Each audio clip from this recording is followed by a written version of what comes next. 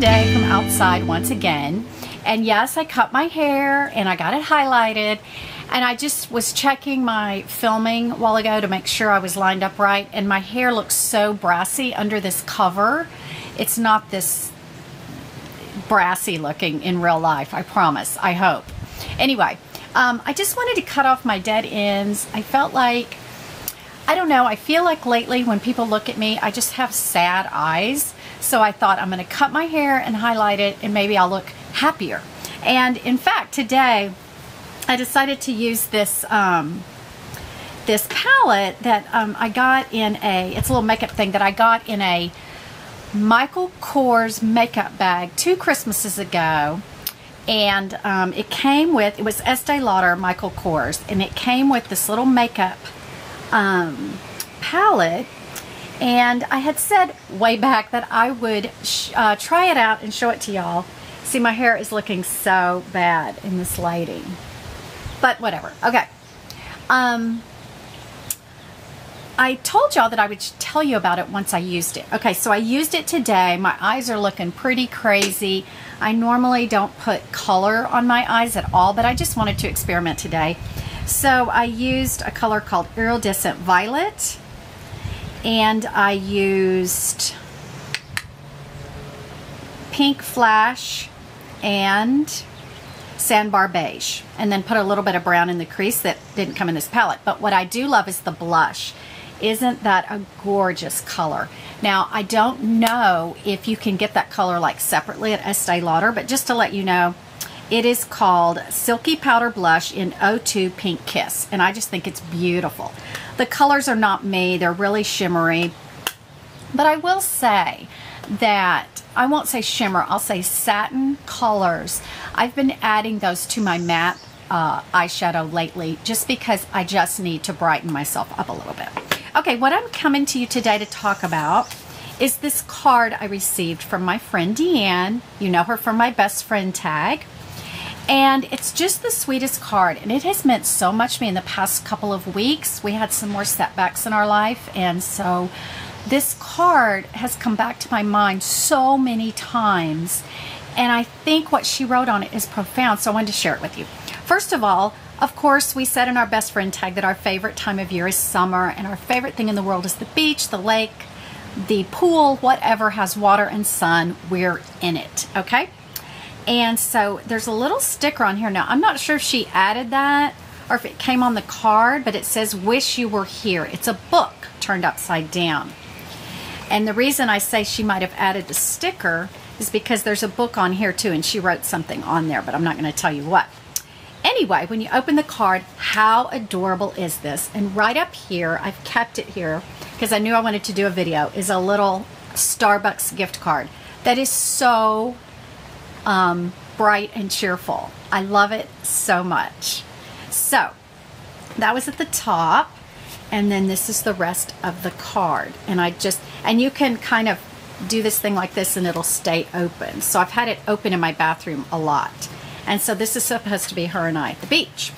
But here's the important part, what she wrote on the back. She has known about our stuff that we're going through, and it says, "Terry, think of all the hours God let you rest in these beach chairs throughout your life. You felt the sea breeze, heard the surf and the birds, and felt the sun and sand. He gives us these moments to offset those intense, challenging moments in life.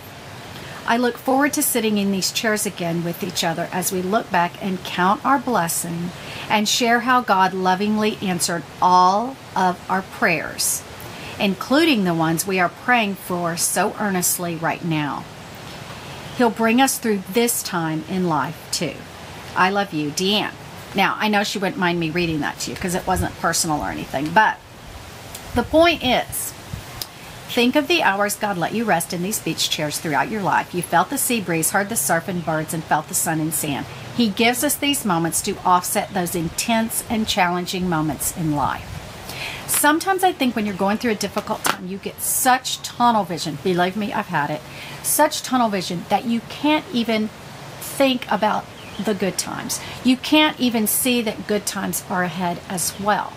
everyone goes through tough times, but they usually don't last forever, you know?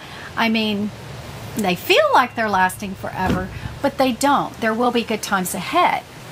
And there were good times in the past. And you need to stop and recount those times and think about them and realize that life is full of both.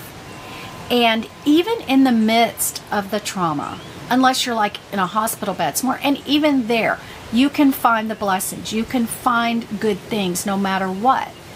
So over the past 2 weeks, as we've had this new setback, I've really thought a lot about that. I spent a lot of time alone thinking about this card and the fact that God gives us good times and bad. And we do grow a lot during the bad, difficult times. We grow in patience, we grow in bravery, hopefully we grow in strength. And I can tell you that sometimes I do go hide out during this situation of the past year. I've gone into hiding, like in my bed and at someone else's house. I mean, I felt like I had to just get away. And I told my husband last night, someone looking in on our situation would probably think I have not handled it very well, because I don't want to talk about it all the time and I don't want to hash it out. I think because I'm just kind of hashing it out internally and with God. And I think that someone looking in would think I'm not handling it very well. But I decided last night, and I told my husband this, and he just kind of looked at me crazy. I said, you know what I've decided? And he said, what? I said, I've decided to give myself an A+ on how I've handled this situation. And he just kind of looked at me like he would probably give me a C-. But you don't have to be brave and strong 24/7. You can take time just to be bleh. You can take time to be alone, and you can take time to think. And I'm really off topic now, but I've given myself an A+ on how I've handled all this, because some people would have handled it way braver than me, and some people would have handled it way worse than me. They would be popping pills or something, or drinking or something to get through it. And so I've graded myself with an A+, and I think that's pretty hilarious of me. I don't even know what I'm saying. Okay, but the point also is, last weekend, as I've talked about ad nauseum, Disney, we went again last weekend. We hadn't been in like 3 weeks or so, and we decided at the last minute, my daughter was supposed to go with someone else, and this person would not text her back or communicate, and she was so upset. And she said, do y'all want to go? And we're like, no, we have plans. I had plans for the whole day. I had like a list. And she was so disappointed. And I looked at Scott. We were back in our bathroom, and I said, you know what? And he said, what? He said, you want to go? And I said, yeah. We changed clothes. Within 20 minutes, we were in the car headed to Disney. And that day, in particular, we went to Animal Kingdom, which is the least favorite of the 4 parks for me personally. We had so much fun. We went on that safari ride, and we saw giraffes gallivanting in the spring air, and we saw, sometimes you go on that back safari ride that's in the very back of the park, and you don't see much. You don't see many animals. And some days you hit the jackpot. Well, Saturday we hit the jackpot. We saw probably 10 giraffes up close and personal. We saw rhinos, we saw hippos, we saw silverback gorillas, we saw all kind of different kinds of deer and zebras, and I don't know, it just reminded me once again that even in the midst of the bad, there's so many good moments. There's so many good things to see. There's so many things to be thankful for. And about 6 o'clock, and as we were riding and seeing those animals in God's creation, and I know it's kind of like a zoo, but still I was seeing them up close, and it was beautiful. And if you're going to be in a zoo setting, Disney's the one to be at, because you do have a lot of room, and you're fed well, and you've got free medical care, so it's not such a bad place to be a zebra, I guess. At 6 o'clock that evening, Animal Kingdom always closes before the other parks. Well, that day it was open till 8, but around 6 we had done and seen everything we wanted to see, and we were ready to head home, because this was just going to be a quick day. You know, we'd got there about 1, we were going to leave at 6. Well, my daughter gets the puppy dog eyes, and she says, what? Aren't we going over to Magic Kingdom to see the fireworks and the castle projection show? And we're like, no, We saw that 3 weeks ago. We've seen that 3 times recently. We're going to go home. Well, she was just beyond sad. And so I looked at my husband and I looked at my parents and we just said, all right. And you know, Saturday night during a lot of people's spring break at Magic Kingdom is rather crowded. Anyway, we went over there. We had a nice dinner and we went and sat down and we saw the castle show again and the fireworks. And I'm telling you, if you have not seen that new castle projection show, it is worth a trip to Disney because it is so unbelievable. And if you haven't seen Wishes, most of you probably have if you've been to Disney, the Wishes fireworks show, just the way the music goes and just the way the fireworks, I mean, it is so moving. It's practically a religious experience.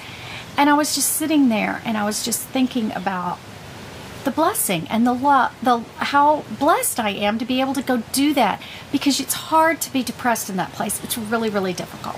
So you're thinking to yourself now, hey, I'm going through a really bad time and I don't live anywhere near Disney or anything like it. You know what? I've thought those things too. Sometimes when I see videos of people walking through the woods or people that live in mountains or snow, or they talk about going skiing or talking about going to the trail, I start thinking, man, I live in the most boring place in the United States of America. I don't live in the desert. I don't live in the mountains. I don't live in the snow. I don't live where there's any kind of terrain. I don't live, it's always the same temperature here basically year round, you know, close to the same, within 20, 25 degrees. We don't have fall. We don't have falling leaves. We don't have, well, we have falling leaves, but they fall now. It is the weirdest thing. Our leaves fall right after the dead of winter, which is like a week long. Then our leaves fall. We're raking leaves now. It's weird. But I can get so dissatisfied about where I live. And then I stop. And like my daughter and I, when we were in Austin last year, there's so many restaurants. There's terrain, there's trails, there's springs, there's rivers. And we got so dissatisfied with our lives in Florida. And when we got back home, I looked at her and I said, we are being ridiculous. We have gorgeous beaches. We have white sand. We have warm Gulf waters that are blue, green, turquoise. We have so much at our disposal within an hour of our home that it's ridiculous. We will not be dissatisfied. So if you're finding yourself dissatisfied with where you're at, think about where you've been and the happy times you've had.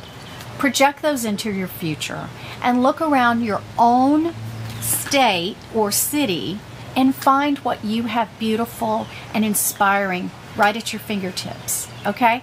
We don't have a lot of good shopping in Florida as far as like boutiques and things. I mean, I guess in the Tampa area, I mean, they're out there, but there's just not that many, you know? There's just not that, the shopping is just not that great, okay?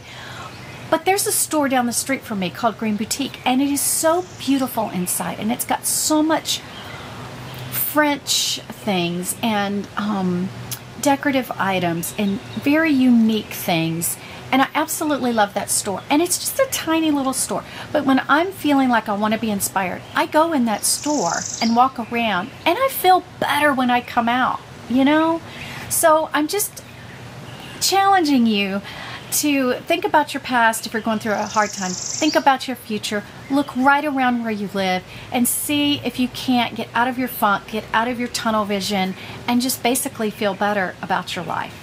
That's what I'm trying to do, and it's working pretty well. So I will check you later in my next video. Thanks. Bye.